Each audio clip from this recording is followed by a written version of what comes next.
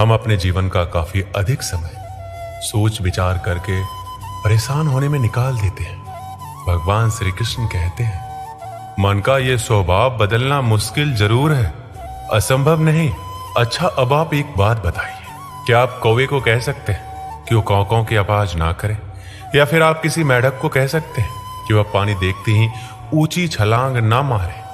हमारे मन का भी कुछ ऐसा ही है। जीवन में कुछ भी होता है, अच्छा या बुरा, हमारा मन उस पर कौ कौ करने लगता है।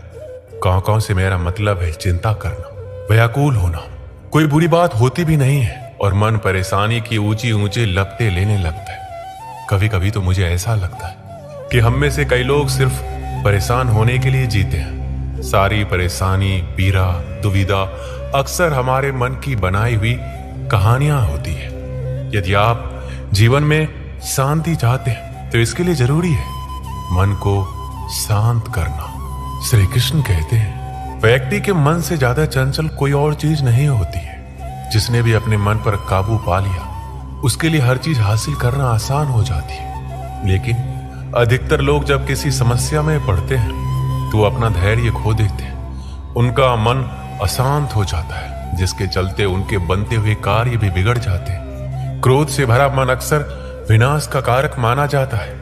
इसलिए कोशिश करें कि चाहे कितनी भी कठिन परिस्थिति में आप क्यों ना हो, लेकिन अपने मन में धैर्य और शांति बनाए रखें। अधिकतर इंसान गुस्से में कोई ऐसा निर्णय ले लेता है जिसका पछतावा उसे तब होता है जब उसका मन शांत हो जाता है, लेकिन तब तक परिस्थिति बिगड़ जाती है। इसके बाद आप चाहे कितना ही उसको सुधारने की कोशिश क्यों ना करें, उसमें सुधार नहीं किया जा सकता। इसलिए पछतावा से बेहतर है कि आप अपने मन को शांत रखें। श्री कृष्ण कहते हैं, भले ही बाहर कितना ही शोर क्यों ना हो, लेकिन अपने अंदर शांति रखें। शांति की शुरुआत मुस्कान से होती है। शांति भीतर से आती है, इसे बाहर मत खोजो। आपके पास भले ही अपार धन है, लेकिन यदि मन की शांति नहीं है तो सब व्यर्थ है, क्योंकि मन की शांति से बड़ा कोई धन नहीं। चाहे मन की शांति हो या चिंताओं से मन अशांत हो, लेकिन आपने अब तक जो भी हासिल किया वो अमूल्य है। मन की शांति को समझना है तो शोर नहीं, गौर करें। शांति से विश्वास बढ़ता है और अशांति से अविश्वास। जो व्यक्ति भविष्य के बारे में सोचता है वो हमेशा चिंता में रहता है। जो गुजरे हुए कल के बारे में सोचता है वो दुखी रहता है, लेकिन जो शांत मन का होता है वो सिर्फ वर्तमान में जीता है। हमेशा अपने दिल की सुनिए, आप एक अलग से सुकून पाएंगे। जीवन की उलझनें हमारे मन को परेशान करती रहती है। हम कितना भी बचे, पर बाहर का शोर शायद कम ना हो, लेकिन थोड़े से प्रयास से मन की शांति पाना संभव हो जाता है।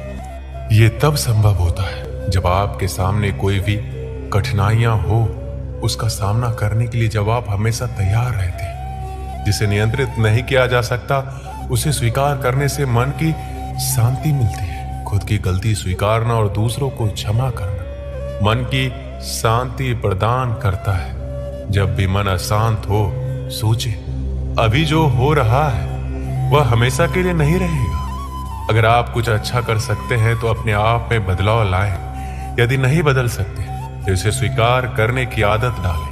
हो सकता है इसमें समय लगे, लेकिन जैसे जैसे ये अधिक स्वाभाविक होता जाएगा, आप अपने आप को अधिक शांति का अनुभव करने लगेंगे।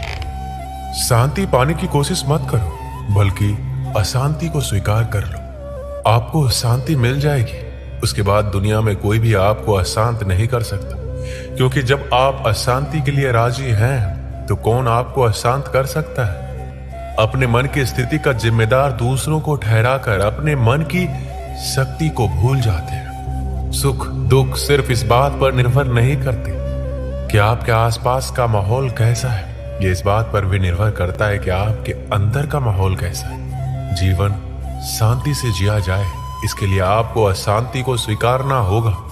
शांति की दो रोटी अशांति के पकवानों से 1000 गुना बेहतर है। एक शांत प्रिय व्यक्ति के पास जो भी है वो उसमें खुश रहता है, लेकिन जिसके मन में अशांति है वो कोई भी वस्तु पाने के बाद भी खुश नहीं रहेगा। श्री कृष्ण कहते हैं, जीवन का मार्ग टेढ़ा मेढ़ा कांटों से भरा है, जीवन कोई फूलों की सेज नहीं है जो आसानी से पार हो जाए। हमें ऐसी उतार चढ़ाव के जीवन में स्वयं को कैसे आगे बढ़ाना है, यही विचारणीय है। परिस्थितियां तो आपको हंसाएगी भी, रुलाएगी भी, पर अपने संतुलन को नहीं खोना। हर स्थिति परिस्थिति का सामना करते हुए चलते चले जाओ। भगवान कृष्ण ने गीता में यही उपदेश दिए हैं कि विपरीत परिस्थितियों में भी संतुलन बनाकर जीवन के मार्ग पर कैसे बढ़ते जाना है। पहली बात तो यही है कि अपने नियमों में दृढ़ बनिए, अनुशासन का पालन कीजिए और छोटी छोटी बातों में उलझकर समय व्यर्थ नहीं कीजिए। ये समझिए कि जीवन बहुत मूल्यवान है। जो समय निकल गया वह लौट कर नहीं आ सकता, इसलिए व्यर्थ की बातों में अपना समय और शक्ति बर्बाद ना करें। अपने जीवन का कोई एक लक्ष्य निर्धारित कीजिए, क्योंकि लक्ष्यहीन जीवन का कोई मूल्य नहीं है।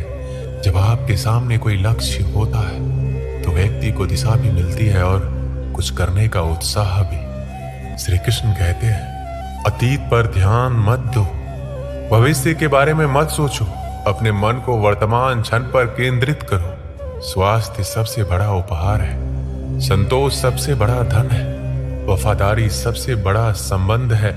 जैसे मोमबत्ती बिना आग के नहीं जल सकती, मनुष्य भी आध्यात्मिक जीवन के बिना नहीं जी सकता।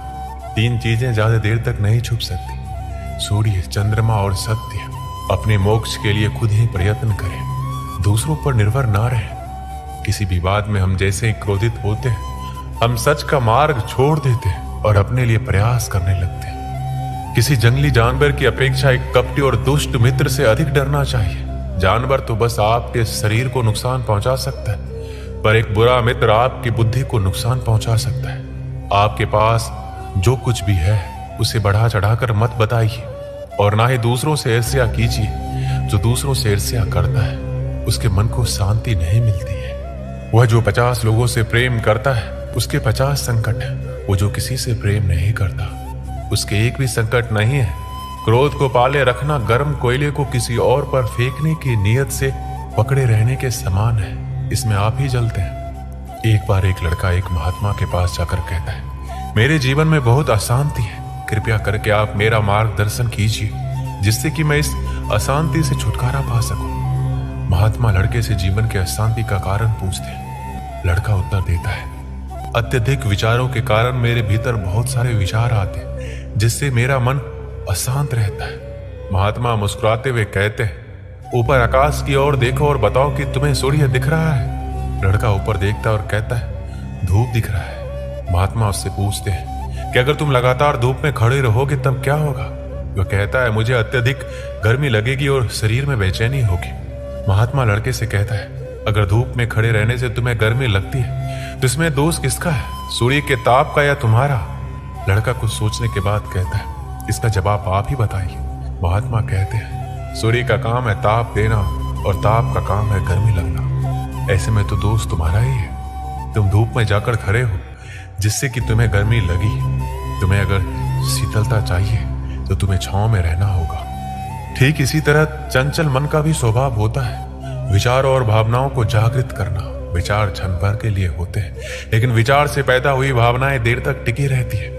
लेकिन यह तुम्हें निर्णय लेना है कि तुम्हें विचार और भावनाओं के साथ चलना है या अलग दिशा बनानी है। दोस्तों, इस वीडियो में बस इतना ही।